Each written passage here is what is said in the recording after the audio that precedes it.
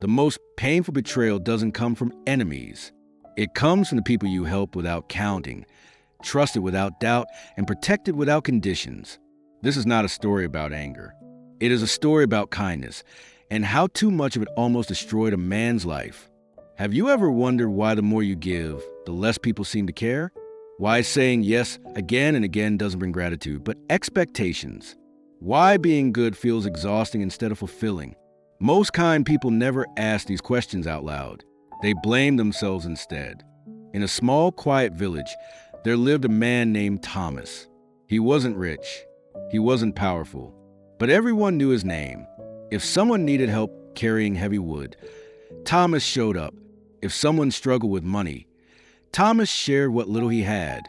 If someone needed to talk, Thomas stayed. Even when he was tired, people called him kind. People called him generous. People said, the village is lucky to have Thomas. And Thomas believed them. Thomas believed something deeply. If I am good to everyone, life will be good to me. He believed kindness was protection. He believed generosity would be returned. He believed that disappointing others was worse than hurting himself. So he ignored his own fatigue. He ignored the quiet voice inside him. He kept giving. One morning, his neighbor, Mr. Harrison, knocked on his door. "Thomas, my roof is broken," he said. "Could you help me today?"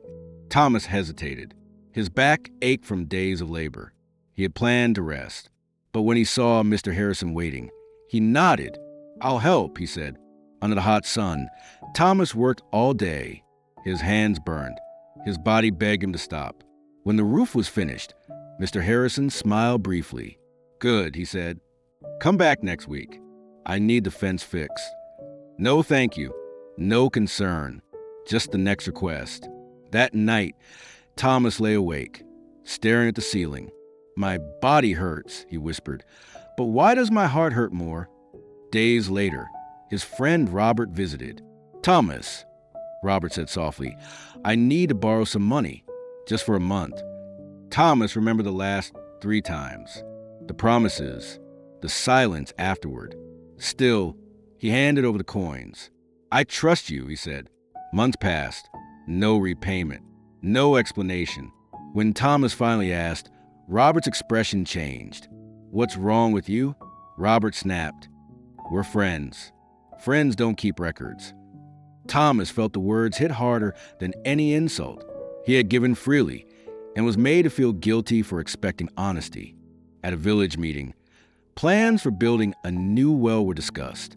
When the question arose, who will do the work? Everyone turned toward Thomas. "He will," someone said casually.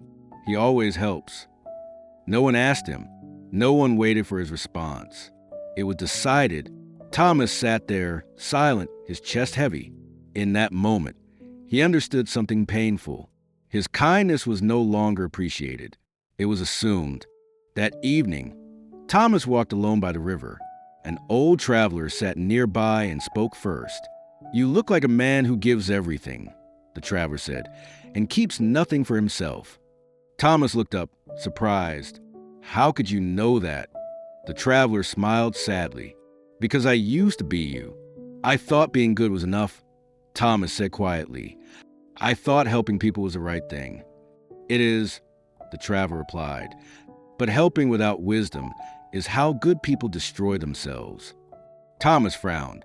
"What do you mean?" The traveler looked at him steadily. "When you help everyone, your help has no value. When you are always available, your time is disrespected. When you never say no, your yes means nothing." Thomas felt his chest tighten. "So what should I do?" The answer came without hesitation. "Be kind, but be selective. Give, but protect yourself." The next morning, Mr. Harrison knocked again. "Thomas," he said, "are you ready to fix a fence today?" Thomas felt his heartbeat rise. This was the moment. "No," he said calmly. Mr. Harrison stared at him. "What do you mean, no?" "I'm tired," Thomas replied. "I helped you many times, and you never once offered help or thanks." Mr. Harrison's face hardened.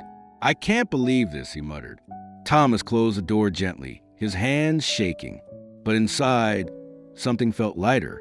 Robert reacted even worse. "You've changed," he accused.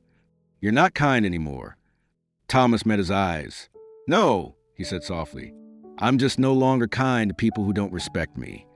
Robert walked away, and Thomas realized something painful but freeing. Some people only love the version of you they can use. At the next village meeting, Thomas stood up. "I've helped this village for years," he said. "I will continue to help, but not alone. I will give my time, but it must be respected." The room was silent. Some faces showed shame. Others showed anger. Thomas didn't look away. Weeks passed. People treated Thomas differently. They asked instead of demanded. They offered help in return. They showed gratitude. His kindness didn't disappear. It finally had boundaries. One day, a young farmer approached him. "I need help building my barn," he said. "I'll pay you, and I'll help you whenever you need it." Thomas saw respect in his eyes. "Let's work together," he said. For the first time in years, his kindness felt right. Months later, the old traveler returned. "You look different," he said. Thomas smiled. "I used to think being good meant giving everything. Now I know it means choosing wisely." "And how do you feel?" the traveler asked. "Free," Thomas replied. "If you're the one who always gives, always helps, always sacrifices, hear this. You are not selfish for setting boundaries. Being kind is beautiful, but being kind with wisdom is powerful. Protect your peace. Your kindness deserves respect.